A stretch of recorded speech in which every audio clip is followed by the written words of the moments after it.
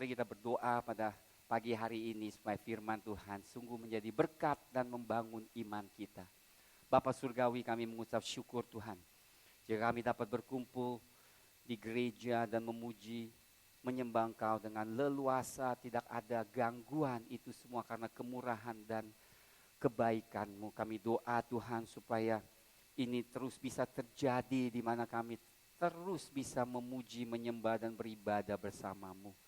Kami doa Tuhan, kami mau hargai kesempatan yang masih diberikan untuk beribadah. Dan biarlah Tuhan kami doa saat kami beribadah. Kami setia Tuhan Engkau terus membentuk kami. Terus kerjakan segala sesuatu yang baik dalam hidup kami. Kami mau belajar setia Tuhan, mengenal Engkau dan hidup di dalam Engkau. Kami doa firman yang disampaikan tidak kembali kepadamu dengan sia-sia. Tetapi biarlah benih firman ini sungguh Tuhan bertumbuh di dalam kehidupan kami. Karena Engkau menghendaki kami menjadi jemaat, menjadi pohon anggur yang berbuah, berlipat kali ganda dalam hidup ini. Sehingga kami dapat mempertanggungjawabkan kehidupan ini di hadapan tatah-Mu di kemudian hari. Engkau kehendaki supaya jemaat-Mu hidup benar dan kudus dan berbuah. Menjadi saksi-Mu di akhir zaman ini. Kami doa Tuhan Kau berikan kami kekuatan supaya kami dapat hidup sesuai dengan kehendak-Mu. Berkatilah Tuhan jemaat-Mu, dalam nama Tuhan Yesus segala puji, hormat, kemuliaan hanya bagi-Mu saja Tuhan. Hanya Engkau yang layak yang kami sanjung. Amin. Haleluya. Selamat pagi saudara. Puji Tuhan. Selamat hari raya. Haleluya. Hari Minggu, ya hari raya Minggu. Haleluya. Hari ini kita akan lihat terusan dari pelajaran firman Tuhan yang sudah berhenti berapa minggu. 3 minggu, yaitu tentang 7 gereja saudara. Nah, hari ini kita akan lihat gereja yang ada di atau jemaat di Tiatira. Tiatira bahasa Indonesianya Tiatira yang ada di Wahyu pasal 3. Saudara, sejarah gereja sekalipun ditulis Wahyu ini merupakan suatu nubuatan pada saat Yohanes tulis kitab Wahyu ini. Tetapi setelah lewat 2000 tahun saudara, ini bukan lagi merupakan nubuatan tetapi sudah menjadi sejarah. Ada amin saudara. Jadi apa yang Tuhan tulis, apa yang Tuhan ilhamkan kepada Yohanes sebagai nubuatan ternyata merupakan suatu nubuatan zaman-zaman gereja di masa 2000 tahun sebelum Tuhan Yesus datang. Kita sudah pelajari 2 gereja yaitu 2-3 gereja, yaitu pertama apa? Efesus yang hilang kasih mula-mula kalau saudara ingat, dan itu merupakan hal yang paling penting sebab gereja atau pekerjaan Tuhan di atas kayu salib semua berdasarkan kasih Allah. Amin saudara. Nah, kalau gereja tidak ada kasih, ya sama juga bukan gereja. Gereja itu penuh dengan kasih.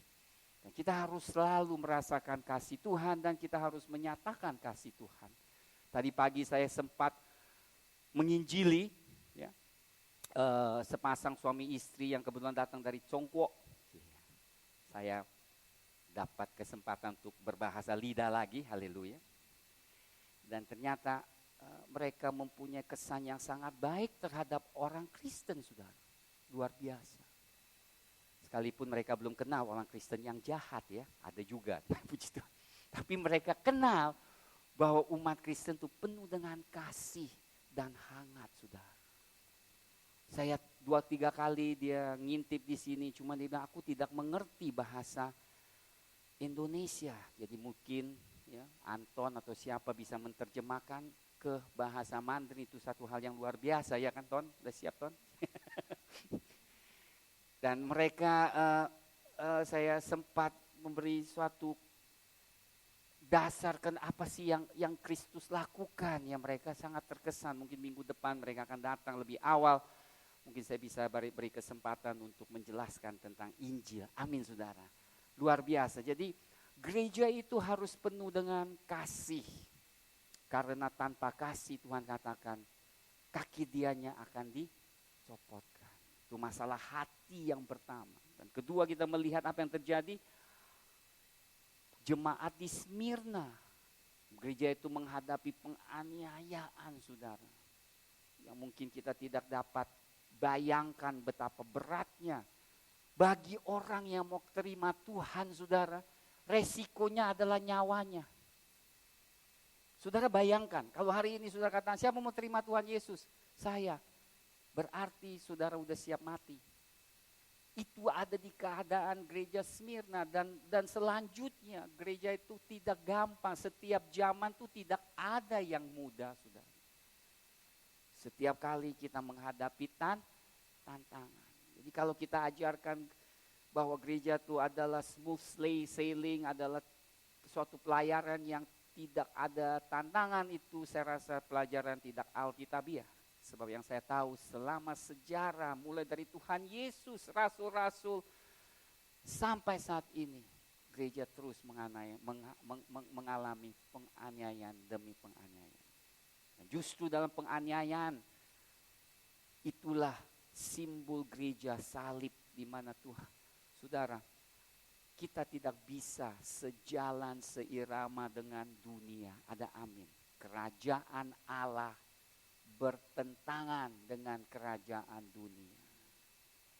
Kalau kita berusaha untuk menyatukan, maka kita akan kecewa berkali-kali. Nah, kalau dunia menolak saudara, berarti saudara siap dipakai Tuhan. Ada amin saudara.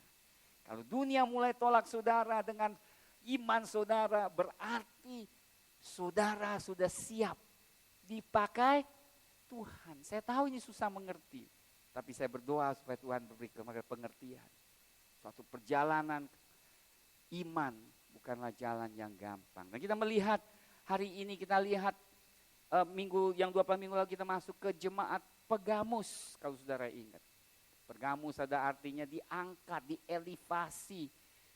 Gereja tiba-tiba ya dari penganiayaan kemudian masuk ke era di mana sangat disanjung-sanjung. Ini dibicarakan pada saat gereja menikah dengan dunia, saudara. Mungkin bagi banyak orang katakan, wah ini luar biasa. Gereja ini udah menjadi agamanya sebuah negara. Mungkin kita katakan, wah kalau Indonesia ya agama resminya adalah Kristen, betapa baiknya. Mungkin kita pikir demikian. Mungkin kita anggap itu baik. Ternyata saudara, sejarah sudah menyatakan tidak baik. Bahwa apa yang terjadi? Terjadi banyak kompromi. Sehingga saudara, mereka yang pada saat ini masuk ke gereja bukan mencari Tuhan, tetapi mencari posisi. Karena pada saat itu hanya orang Kristen yang bisa berjabat di pemerintah. Bahkan saudara, kita akan lihat hari ini, raja di zaman Romawi harus dimahkotai oleh paus yang memahkotai. Berarti saudara bayangkan, gereja menduduki kedudukan yang amat tinggi di sebuah kerajaan. Tapi saudara tahu, Tuhan tegur gereja itu, ya kan? Karena begitu banyak komprominya, saudara. Banyak kejahatannya. Banyak yang masuk ke gereja bukan mencari Tuhan, tetapi mencari posisi. Makanya kalau saudara tanya apa sih tujuan gereja, dengarkan saudara. Martin Luther katakan yang sangat baik. Gereja itu adalah hati nurani sebuah bangsa dan negara. Ada amin saudara. Gereja itu berbicara kepada negara dan bangsa kalau mereka keliru, kalau mereka korupsi. Saya katakan gubernur kita yang sebelumnya merupakan hati nurani bagi Jakarta dan pemerintahan Indonesia. Amin saudara. Semua yang dia buat tidak lain adalah mengutik hati nurani yang sudah keliru. Ada amin saudara. Mungkin Pak Ahok menjadi hati nurani sebuah negara dan bangsa dan kota Jakarta. Tapi saudara pun bisa menjadi apa? Hati nurani bagi orang yang sekitar saudara. Iya kan? Bayangkan kalau teman-teman saudara di kantor mulai melakukan dosa dan kejahatan, ya mungkin cabul dan sebagainya, tiba-tiba saudara di situ ya kan, sebagai orang yang kudus, haleluya, tidak mengikut campur, tidak mendukung, makan menegurnya saudara. Bayangkan, saudara sudah menjadi hati nurani. Kalau orang-orang di sekitar saudara mulai katakan kata-kata kotor dan saudara tidak mengikut partisipasi, saudara tegur, itu tidak benar di mata Tuhan. Saya tidak mau bicara seperti itu. Wah, saudara bayangkan, saudara udah menjadi hati nurani, garam dan terang, saudara. Nah, karena mungkin kita tidak tahu fungsi kita sebagai orang Kristen, sehingga kita kebingungan. Inilah fungsi kita, saudara. Kita menyatakan yang benar bagi Tuhan dan kemuliaan Tuhan dalam hidup kita. Ada amin, saudara. Dan hari ini kita akan masuk ke jemaat di Tiatira. Saudara, inilah waktu saudara yang di dalam sejarah, saudara, sangat menarik sekali.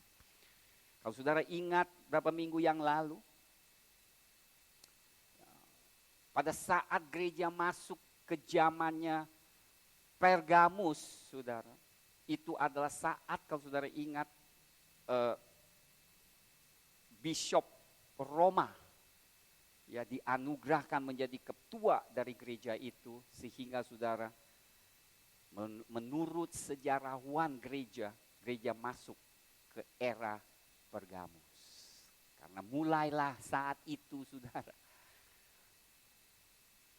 imam atau pastor atau paus, pada saat itu paus, saudara, seperti saya katakan, jangan salahkan gereja Katolik, ya, zaman itu beda dengan zaman sekarang. Amin, saudara, saya tidak mau label. Waktu saya sampaikan ini, saya tidak sama sekali tidak menghormati, saya sangat menghormati setiap gereja. Cuma pada zaman itu, saudara, paus diangkat istilahnya menjadi kepala gereja. Nah, saudara tahu di dalam gereja, saudara, di dalam Alkitab, tidak ada manusia yang bisa menjadi kepala dari jemaat selain Tuhan Yesus Kristus. Maka dikatakan Antipas adalah antipaus, karena sebagian kecil umat Kristen yang mengerti kebenaran ini berlawan atau menentang pekerjaan atau perbuatan gereja pada saat itu. Terjadi penganiayaan, saudara. Pergamus ini kita akan melihat, dan kemudian apa yang terjadi. Nah, zaman itu mulai di Tiatira itu, mulai dari situ sampai kapan? Sampai lucu, saudara. Sampai saat Napoleon bahasa Indonesia? Napoleon sudah tahu kan? Seorang pemimpin yang hebat di orang Prancis yang menjajah, yang menguasai Eropa. Nah, pada saat dia jadi raja, haleluya, paus mau memahkotai Napoleon. Napoleon tolak. Dia ambil mahkota itu dari tangannya, dia taruh sendiri. Itu merupakan satu teguran yang berat terhadap paus pada saat itu, dan Napoleon tidak segan-segan selalu what you call insult,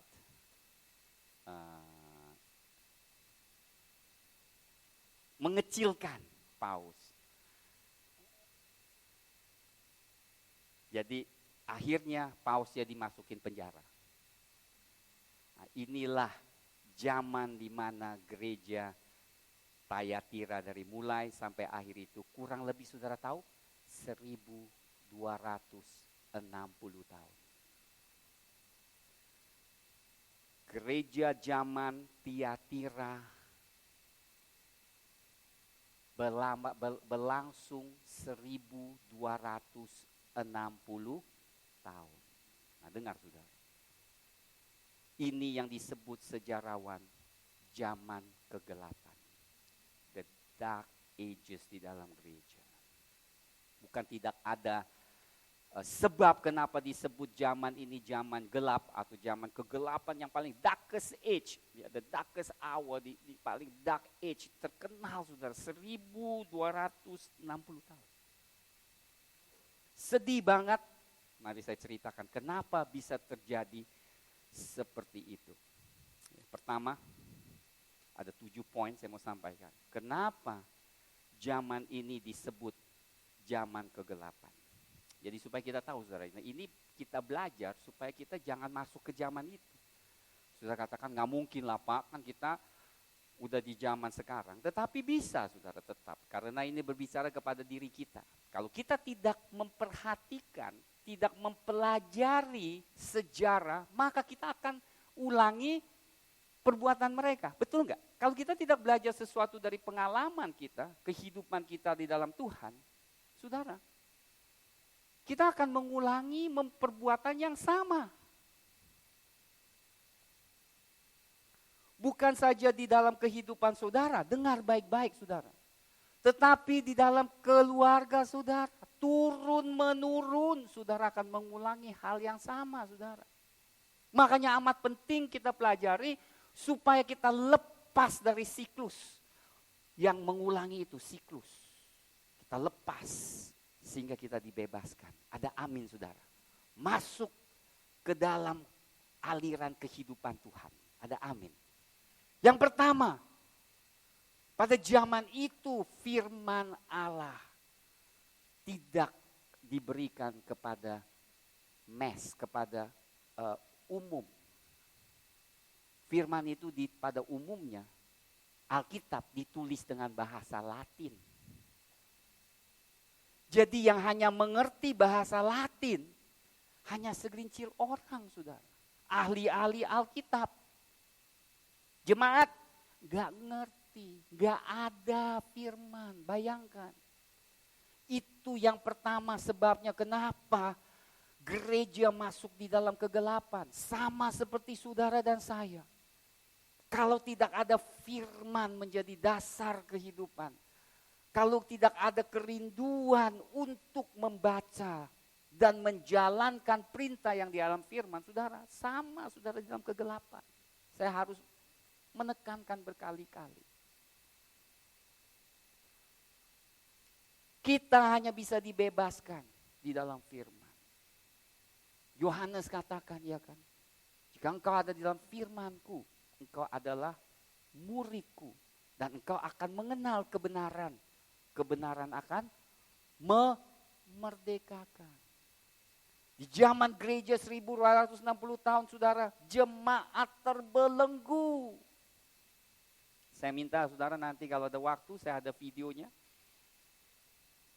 Luther. Bagaimana Martin Luther pada saat itu dia melihat gereja begitu terbelenggu saudara. Mereka percaya doktrin-doktrin yang keliru, yang sama sekali bertentangan dengan firman. Bayangkan gereja yang harus membebaskan umat Tuhan, sebaliknya membelenggukan mereka. Saudara, 1260 tahun. Makanya saudara saya mau katakan, siapa kepala jemaat? Tuhan Yesus.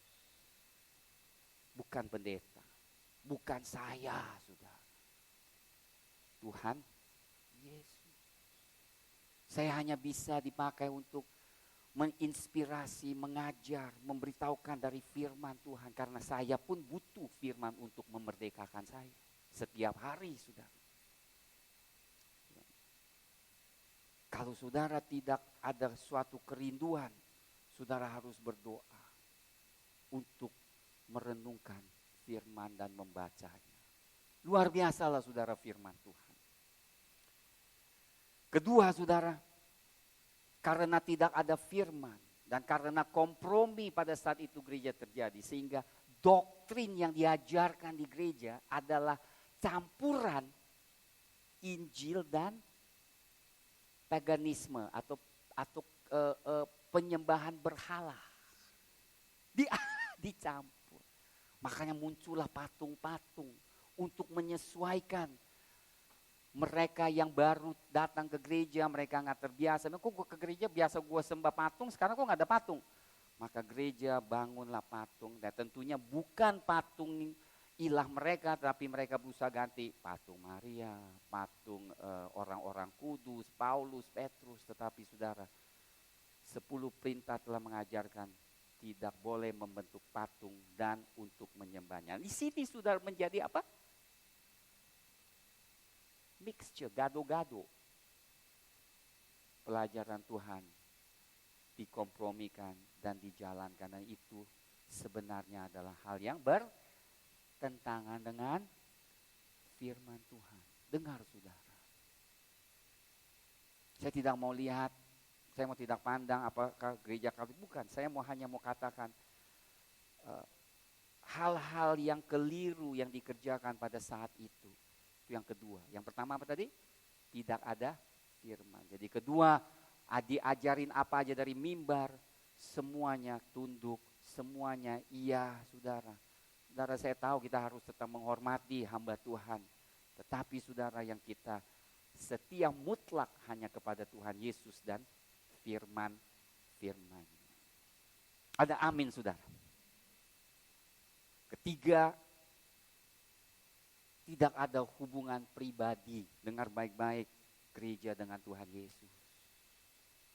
Karena posisi kepala gereja sudah diganti oleh manusia. Pengakuan dosa bukan di hadapan Tuhan, tetapi di hadapan imam.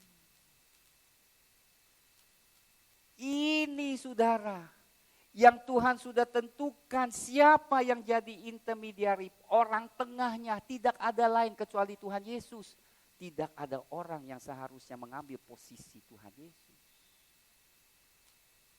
Sehingga upacara agama itu menggantikan hubungan pribadi dengan Tuhan. Dengar saudara, makanya kita sekalipun kita ini karismatik, tetapi saya juga tahu banyak dari kita tuh udah tidak lagi ada hubungan dengan Tuhan. Terus terang saya tahu.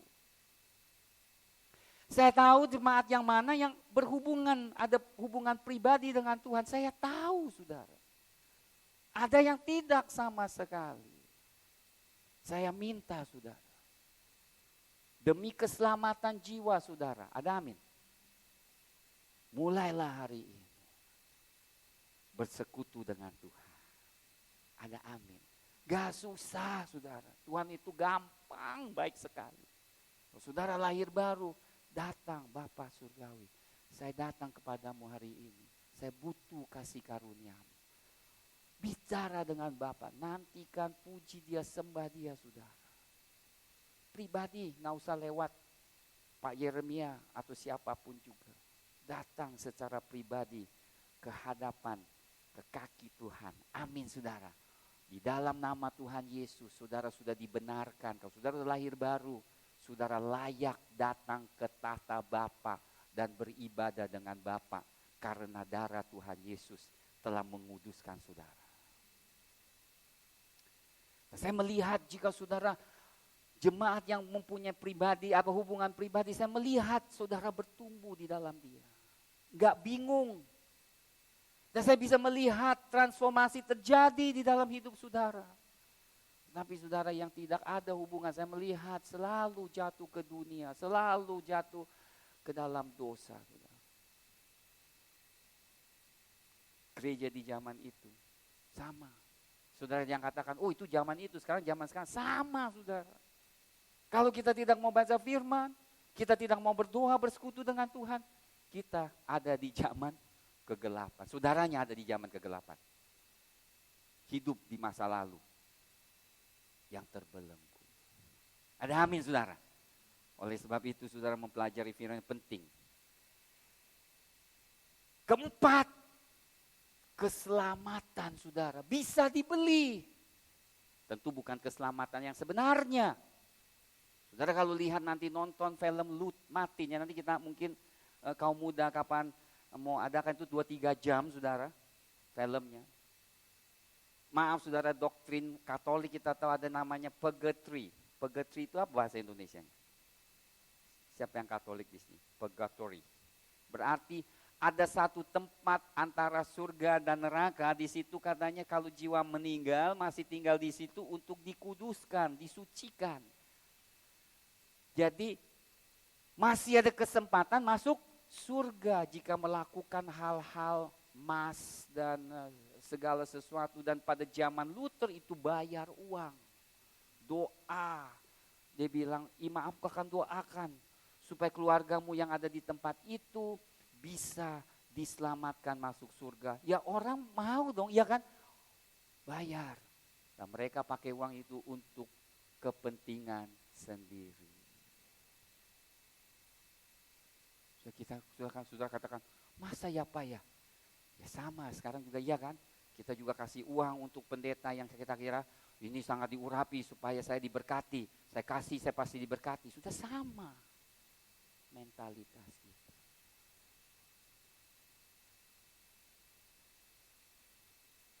Saudara tahu di Ibrani mengatakan satu orang dikasih kesempatan hidup sekali, kemudian mati, kemudian penghakiman. Tidak ada di tengah-tengah, saudara.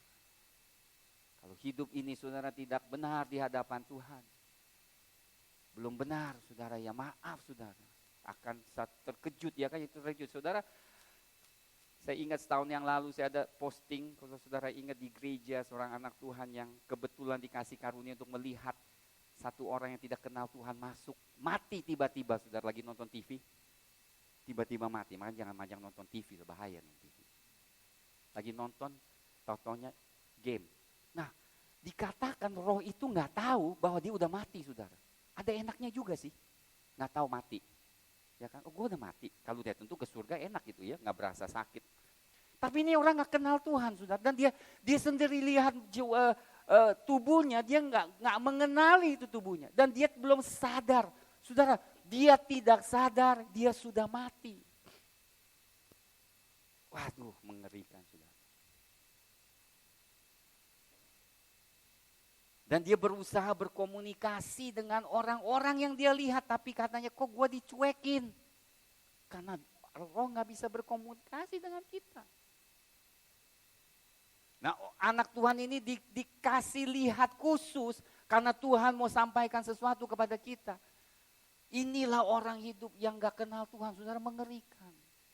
Tapi puji Tuhan ya kan, kita udah dikasih jalan. Siapa? Tuhan Yesus. Saudara punya Tuhan Yesus. Dan saudara kenal dia dan dia kenal saudara. Jangan sampai kita kenal dia gak kenal kita. Bahaya juga, saudara. Kan ini rumah dia, saudara, bukan rumah kita. Kita ketuk pintu. Hai Tuhan Yesus. Siapa lu ya? Lu kan gua sebut-sebut lu. Tapi gak pernah ada suatu hubungan. Ya kan, kalau saudara gak kenal saya masuk ke rumah ketuk pintu. Pak Yeremia, saya mau minum kopi dong, kopi Itali. Siapa lu? Mungkin gak saya kasih masuk? Nah Tuhan juga sama, saudara. Kita pikir kita kenal, tapi dia gak kenal kita.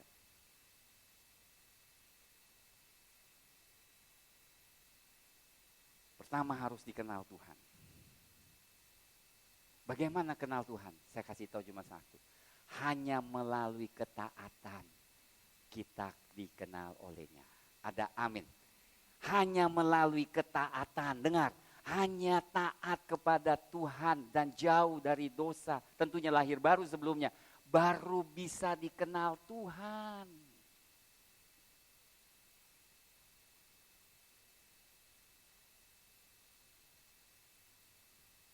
Nah ini saudara, gereja zaman di mana? Mereka pikir mereka kenal Tuhan. Saudara, menyedihkan, mereka tidak kenal Tuhan. Keselamatan tidak bisa dibeli dengan pekerjaan. Perbuatan baik, semua agama mengajarkan perbuatan baik. Itu benar, baik, tetapi hanya Kristen, pengajaran Kristus. Keselamatan bukan berdasarkan perbuatan baik, melainkan iman. Bukan hanya iman, tetapi saudara juga tahu, pertobatan dan kerendahan hati mengakui kita butuh seorang juru selamat, Tuhan Yesus Kristus. Amin. Amin, saudara. Kelima, saudara. Doktrin yang diajarkan, saudara. Doktrinnya dia. Mari kita sekarang baca dulu sudah supaya nggak kebingungan. Kita baca dulu ya, supaya kita lihat pasal 2 ayat 18. Pasal 2 Wahyu pasal 2 ayat 18. Kita baca sama-sama sampai ayat 29 supaya kita tahu apa yang kita bicarakan. Mari kita lihat.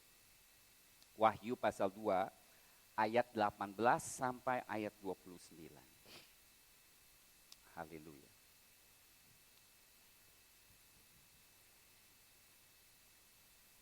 Satu, dua, tiga. Dan tuliskanlah kepada malaikat jemaat di Tiatira. Inilah firman anak Allah, yang matanya bagaikan nyala api dan kakinya bagaikan tembaga. Aku tahu segala pekerjaanmu, baik kasihmu maupun imanmu, baik pelayananmu maupun ketekunanmu. Aku tahu bahwa pekerjaanmu yang terakhir lebih banyak daripada yang pertama. Tapi aku mencela engkau, karena engkau membiarkan wanita Isabel yang menyebut dirinya Nabiah, mengajar dan menyesatkan hamba-hambaku, supaya berbuat zina dan makan persembahan-persembahan berhala. Dan aku telah memberikan dia waktu untuk bertobat, tapi ia tidak mau bertobat dari zinanya. Lihatlah, aku akan melemparkan dia ke atas ranjang orang sakit, dan mereka yang berbuat zina dengan dia akan kulemparkan ke dalam kesukaran besar jika mereka tidak bertobat dari perbuatan-perbuatan perempuan ini. Dan anak-anaknya akan kumatikan, dan semua jemaat akan mengetahui bahwa akulah yang menguji batin dan hati orang, dan bahwa aku akan membalaskan kepada kamu setiap orang menurut perbuatannya.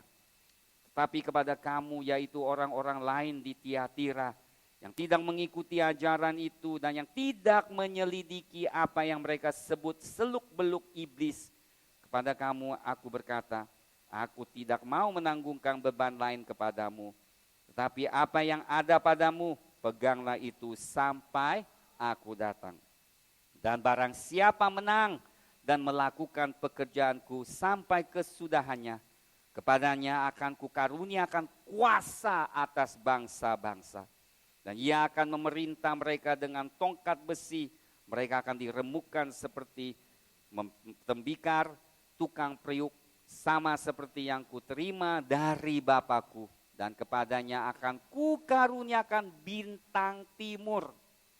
Siapa bertelinga, hendaklah ia mendengarkan apa yang dikatakan Roh kepada jemaat-jemaat. Ada beberapa hal yang saya mau sampaikan di sini. Kita melihat saudara yang penting dikatakan di saat ini, tentu ada yang baik seperti iman mereka. Dan jangan lupa saudara, setiap zaman ada golongan-golongan gereja ya. Ada yang setia, ada yang tentu ada sebagian saudara yang tidak mau takluk kepada mereka. Tidak mau mengikuti pelajaran ini. Nah, ini pada saatnya juga ada doktrin palsu. Doktrin siapa? Isabel. Saudara tahu nggak Isabel itu siapa? Saya percaya saudara tahu. Dia adalah istri Ahab, orang Midian. Nah, orang Midian ini menyembah berhala. Dikatakan bahwa selain Raja Ahab ini sangat jahat, dia menikahi Isabel sehingga membuat Israel lebih jahat lagi.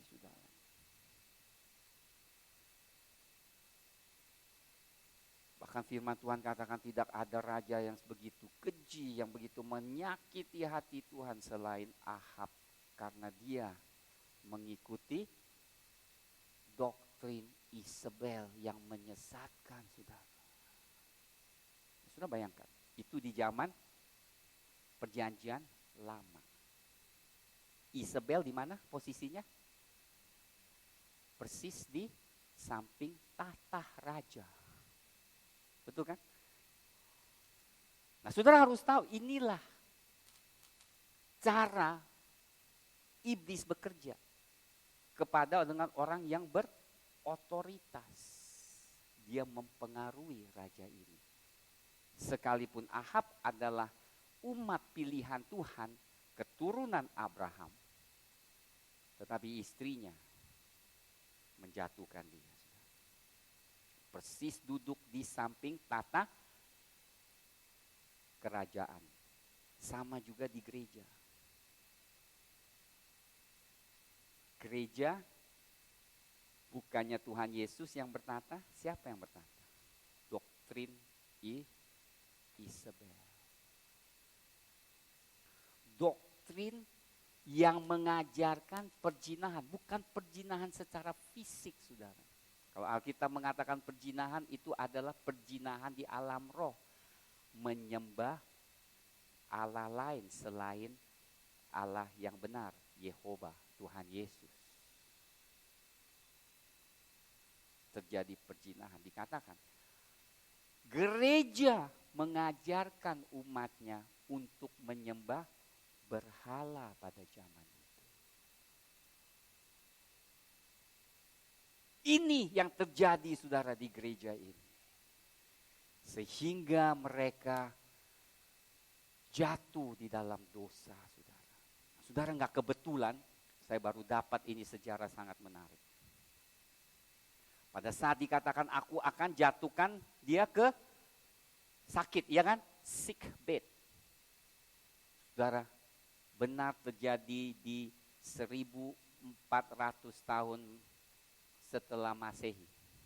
Kalau saudara ingat sejarah, atau saudara pernah pelajari, ada tulah yang terjadi di Eropa pada saat itu. Namanya Black Death. Yang disebarkan melalui tikus. Black Death. Saudara tahu nggak berapa orang mati pada zaman itu? 60% penduduk mati di zaman 1400. 60% penduduk kena tulah dan mati.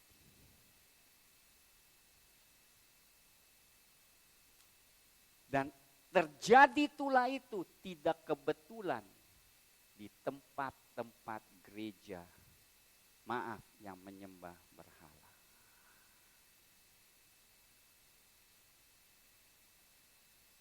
Dan mereka, saudara, pada saat itu nggak mengerti, ya kan? Nggak mengerti bahwa mereka harus tidak boleh kemana-mana. Jadi mereka kena kejangkit. Mereka kabur. Pikirnya kalau lebih jauh, lebih aman.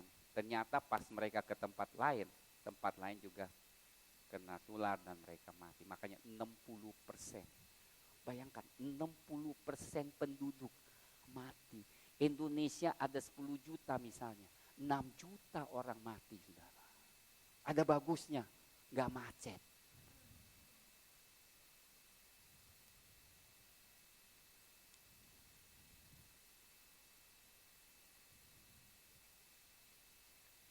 Jadi ternyata, saudara, apa yang dinubuatkan ini, saudara, semuanya digenapi.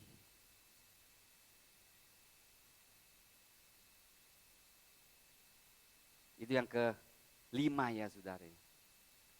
Isabel bukan saja roh yang kita katakan, tetapi adalah kuasa.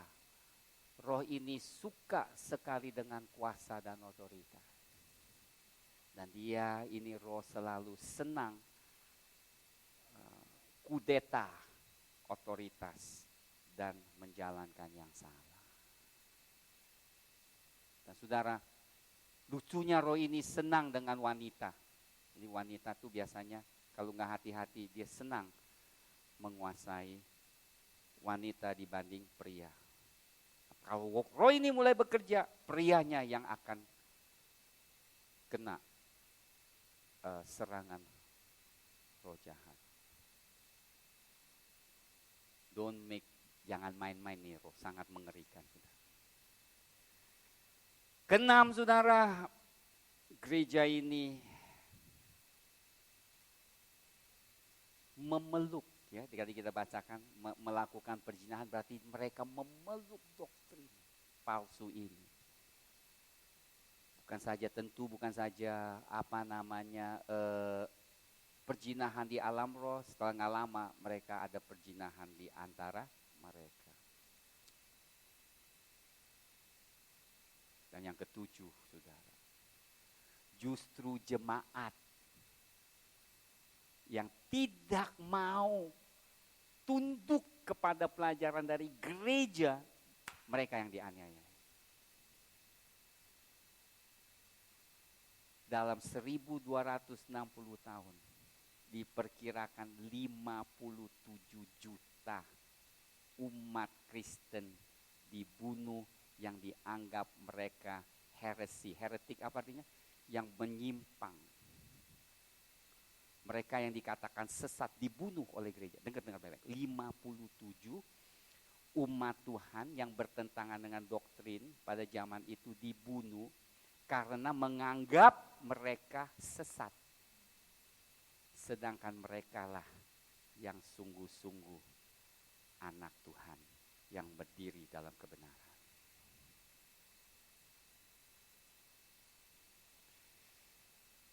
Nah, di dunia ini sangat, saya mau sampaikan sekali lagi, kita bisa dibingungkan. Amin, saudara. Kadang-kadang kita bisa bingung, ini yang benar atau salah. Yang salah, yang benar, saudara. Kita tuh tiap hari dibingungkan dengan seperti itu.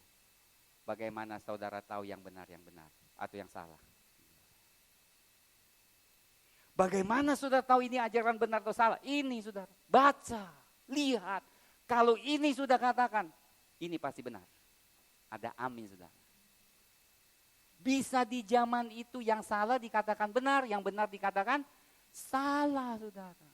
Jadi saudara jangan pikir semuanya pasti benar. Tidak. Sejarah mengatakan gereja pernah keliru, bukan keliru, waktunya pendek. Keliru 1260 tahun. Kalau zaman itu bisa keliru, apa yang membuat kita pikir bahwa kita nggak bisa keliru? Kita tetap bisa keliru. Kalau kita tidak mendasarkan hidup kita di atas firman Tuhan.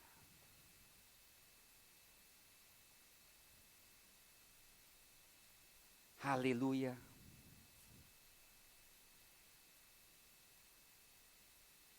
Mereka katakan seluk-beluk setan, berarti saudara mereka praktis, mereka menjalankan okultisme yang dalam, saudara. Kalau bahasa Inggrisnya the depth of Satan.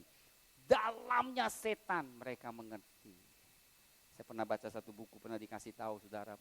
Orang yang praktis okultisme mereka sedikit ada pengertian, sedikit menyembah berhala.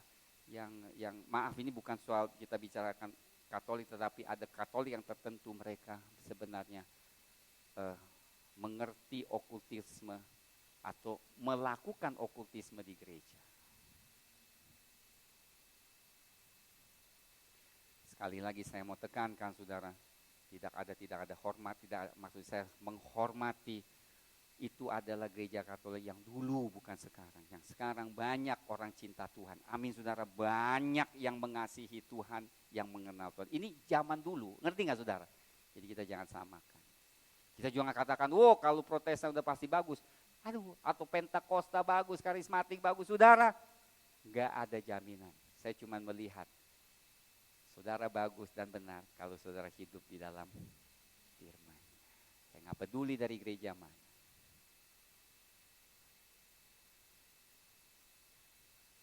Cuman saudara, saya mau kasih tahu satu hal. Di dalam zaman kegelapan, haleluya, justru terang Tuhan kadang lebih terang. Ada amin. Seringkali di dalam zaman yang paling gelap, paling jahat, muncul hamba Tuhan yang paling dahsyat, yang paling berkuasa. Ada amin saudara. Siapa yang muncul pada zaman Isabel dan Ahab? Ayo. Siapa tahu? Siapa? Nabi Elia. Luar biasa. Nabi Elia menjadi terang di zaman Ahab dan Isabel. Saudara. Kadang-kadang kita tidak melihat kalau gereja semuanya baik, nggak kelihatan terang. Semuanya terang.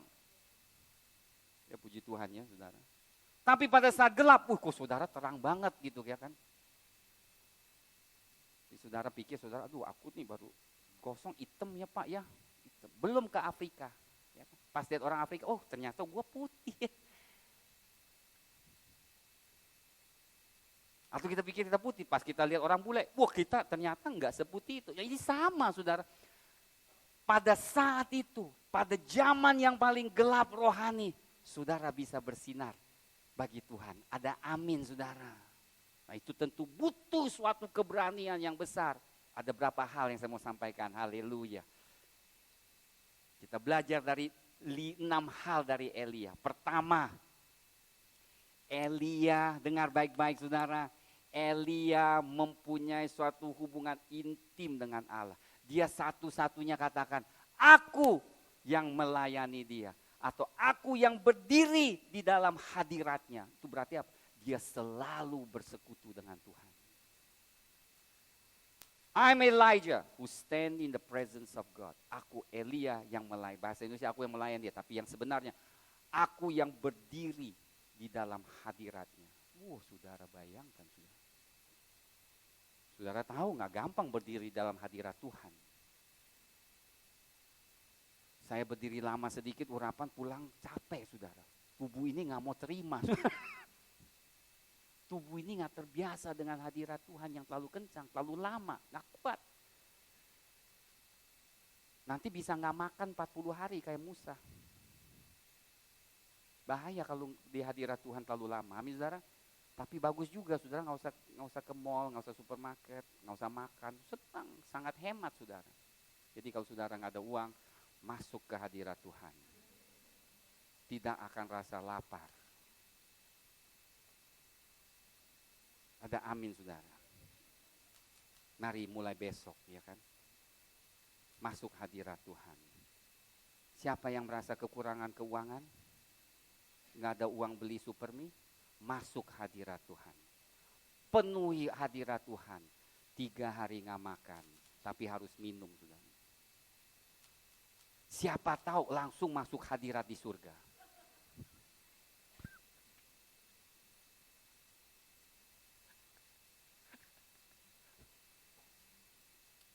Kedua, dia adalah suara Tuhan. Nabi Elia merupakan suara Tuhan, penyambung lidahnya Tuhan. Dia katakan ke Raja Ahab, dia bilang, tidak akan ada hujan terkecuali saya yang nyatakan, saya sebutkan. Itu luar biasa saudara. 3,5 tahun gak ada hujan. Karena Elia katakan, wah kuasanya luar biasa. Iya kan saudara, kuasanya luar biasa gak? Luar biasa loh orang seperti ini.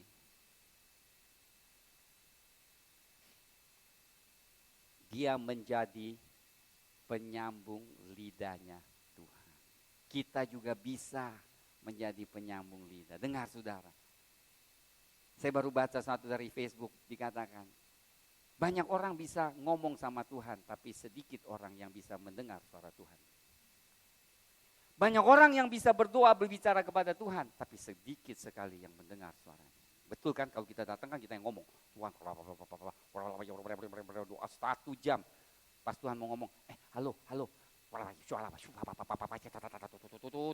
Tuhan aku terus ngomong 2 jam. Tuhan bilang, gua mau kasih jawaban.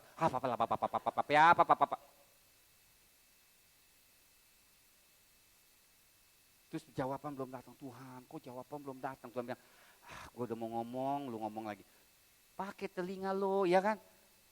Waduh Tuhan, kan ketakutan ya. Kalau Tuhan ini, kita komplain terus ya, kita nggak dengar suara Tuhan. Tuhan bilang, itu di depan lu tuh jawaban ya kan. Sedikit yang mau sabar dan gunakan waktu berlutut dan mendengarkan Tuhan. Elia menjadi suara Tuhan karena dia menantikan Tuhan. Luar biasa saudara. Kadang-kadang keadaan yang sulit membuat kita menantikan Tuhan. Saya bersyukur saudara. Berapa minggu ini agak sulit, saya gunakan waktu banyak menantikan Tuhan. Sudah tahu apa yang terjadi? Shofar yang gak kejual-jual, tiba-tiba banyak yang menanyakan. Ternyata jawaban di shofar.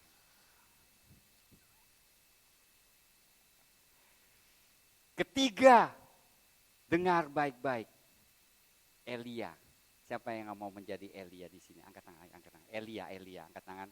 Oh, nggak ada yang mau jadi Elia. Mau jadi Isabel? Elia. Ada amin? Mau Elia? Angkat tangan. Amin. Nggak begitu yakin. Nggak mau, ntar gue nggak makan lagi. Elia bergerak di dalam supranatural. Lihat, Tuhan katakan, setelah dia katakan tidak akan ada hujan, berarti kelaparan akan terjadi. Dia bilang, engkau pergi ke sungai ini, burung gagak akan memberikan engkau makanan. Hebat banget, saudara. Burung gagak adalah burung paling pelit.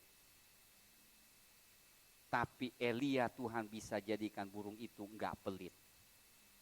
Memang pengurapan Tuhan luar biasa, Tuhan. Yang pelit jadi enggak pelit. Bahkan memberkati nabinya. Luar biasa.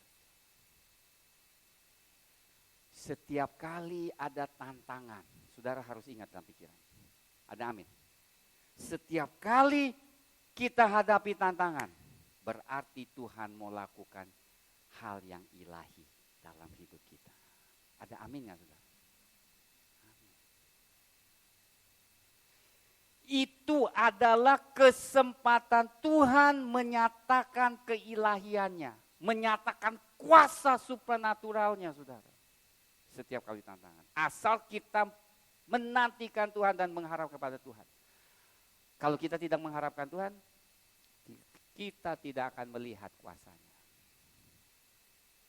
Tapi kalau saudara mulai begini, Tuhan, aku berharap kepadamu, aku menantikan jawaban, lihat tangannya akan bekerja.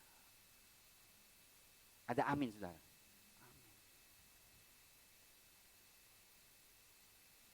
Lama-kelamaan kita kebiasaan maunya tuh Tuhan yang jamah. Saya bisa kasih tahu, lama-kelamaan kita terbiasa, kita maunya Tuhan yang kasih jawaban. Itu udah luar biasa, itu hidup di dalam supranatural. Keempat, Elia. Dia orang yang berani melawan kejahatan yang paling besar. Dia menantang, saudara, bukan kabur. Ya kan, saudara ingat kan? Panggil nabi-nabimu Baal. Kita ketemu di tempat ini. Siapa yang bisa turunkan api membakar kobar bakaran? Itulah Allah yang sesungguhnya. Menantang, saudara. Bukan, nggak tahu ya. Allah lu hebat. Kayaknya sih. Pak Yeremia bilang gitu sih. Kok Pak Yeremia? Ya nanti gue panggil Pak Yeremia. Enak aja. Lagi di Eropa. Saudara, Elia berani menantang karena dia kenal Tuhan Allahnya. Elia berani menghadapi tantangan karena dia tahu Allahnya pasti membela dia. Kalau kita kan gak gitu yakin. Tuhan di mana ya? Karena gak biasa kan. Gak biasa di dalam hadirat Tuhan. Kita gak rasakan hadiratnya, saudara. Tapi bukan Elia.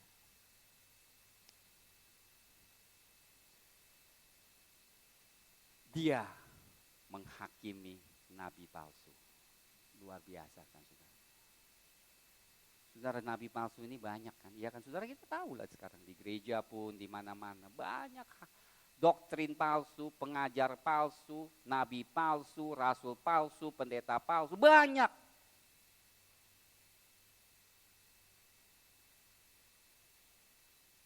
Terakhir, saudara, luar biasa. Dia yang mencelikkan mata orang yang bingung, yang masih belum kenal Yehova itu Allah atau Baal itu Allah. Sampai begitu, saudara. Saudara kan tahu zamannya. Dikatakan tunggu kapan lagi, marilah hari ini kita lihat siapa Allah sebenarnya. Luar biasa. Orang yang tidak kenal Tuhan, mereka tidak bisa melihat Allah sebenarnya di dalam hidup kita. Itu yang menyedihkan, saudara. Umat Israel tidak bisa melihat Yehova yang sebenarnya karena tidak ada lagi kuasa ilahi yang dinyatakan di dalam zamannya Ahab.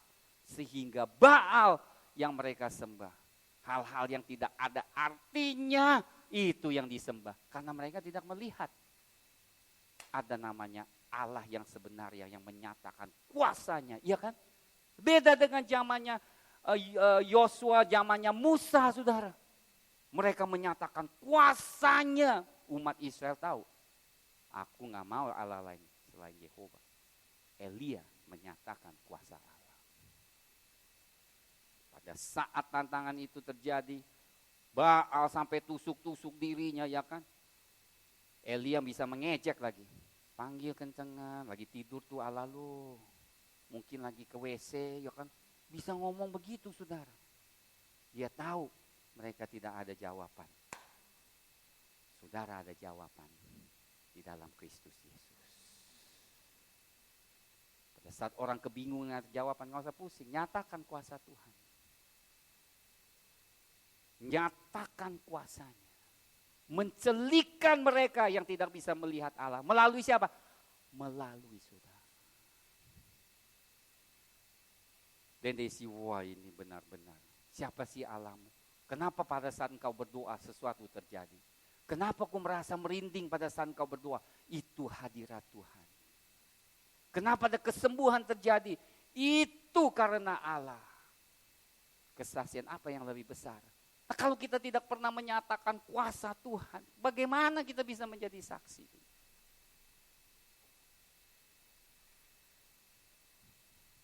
Bagi mereka yang bisa mengatasi, saudara, kita semua ini mengatasi kegelapan. Semua, jadi semua tentang 7 gereja mengajarkan kita bagaimana mengatasi. Mata yang berapi berarti kita harus melihat dengan jelas mana yang benar dan yang salah. Kaki tembaga itu menghakimi, bukan menghakimi. Yang salah itu kita tidak ada, berarti kita tolak yang salah, saudara. Dengan kaki Tuhan Yesus. You dare to stand, saudara berani berdiri di dalam kebenaran. Kaki tembaga. Menghakimi yang salah. Jangan yang salah. Aduh kasihan nih Pak, kasihan nih ular nih, gue mau injek. Ntar mati lagi.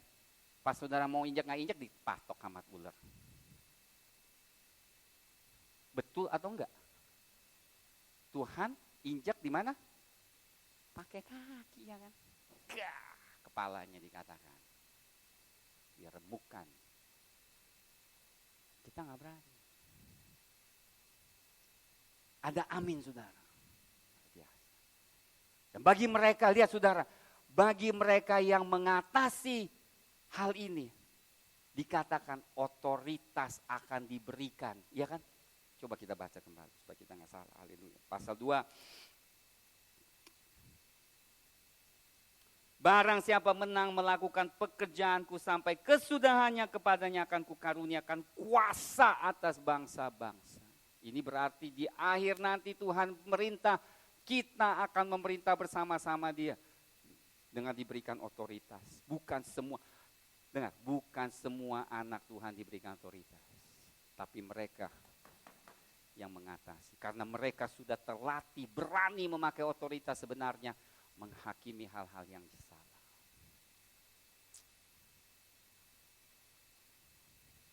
Lihat, kemudian apa? Dan ia akan memerintah mereka dengan tongkat besi, ya kan? Tongkat besi apa? Otoritas. Meremukkan kepala iblis. Mereka akan diremukkan seperti tembikar. Tukang periuk, sama seperti yang kuterima dari Bapakku. Otoritas yang mirip dengan Tuhan Yesus. Bayangkan nih berkatnya, saudara. Dan kepadanya akan kukaruniakan bintang timur. Sudah tahu nggak bintang timur apa? Itu adalah bintang Venus. Ternyata Venus. Dia menjadi paling terang di saat malam paling gelap.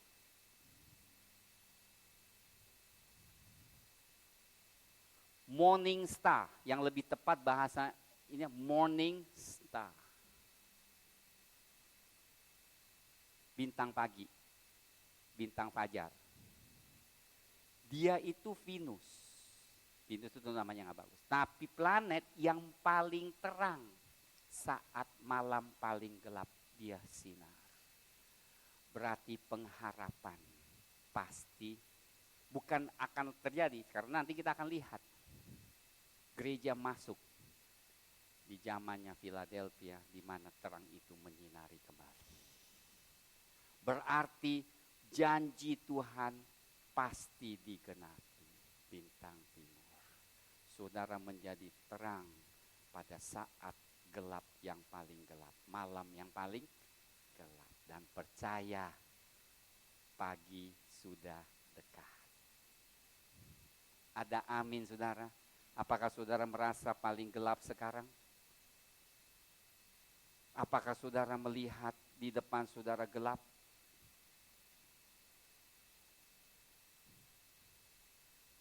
Tahuilah ada bintang timur di depan saudara. Di dalam kegelapan ada pengharapan di dalam Kristus. Ada amin, saudara? Haleluya. Sudah diberkati hari ini. Saya mau saudara pulang membacai lagi. Ya. Pelajaran dari Elia itu adalah pelajaran bagi kita semua.